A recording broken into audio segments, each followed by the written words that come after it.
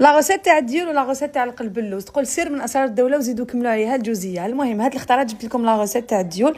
هاد الطريقه معتمدتها ماما، قولوا انا كبرت عليها هاد الطريقه من بكري، نشوف ماما تستعملها. دارت كيلو تاع سميد رطب مع شويه تاع الملح وبدات تشمخ فيهم غير بالعقل.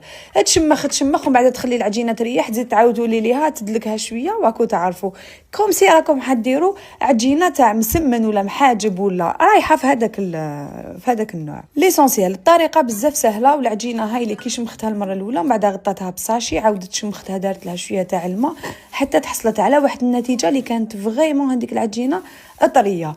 وباش ما نكذبش عليكم حنا كنا درنا المحاجب، وهذه لاباط تاع الديول دارتها لكم ماما. دونك ماما لاباط تاع المحاجب هي اللي دير بها الديول، ديروا حساباتكم. وهادو ما ديول تاع سني وايت، تما ماشي هادوك تاع البانسو والمقله وكامل. دارت قدره، دارت فيها الماء وحطت فوقها سنيوه تاع الديول. هاد سنيوه تاع الديول تصيبوها تنباع عند اللي يبيعوا دوزان تراديسيونيل ولا عند اللي يبيع دوزان تاع الكاطو، دوك راهي كاينه بارتو. وبدات ماما تضرب في هادوك الديول، راكو تعرفوا 5 ضربات 6 ضربات حتى وين تحصلنا على هاد النتيجه. وشوفوا النتيجه كيفاش دايره، يجوا يبرقوا. والناس اللي حبت تكوموندي ولا حبت تخدم حنخلي لكم النيميرو تاع ماما اسفل لا فيديو.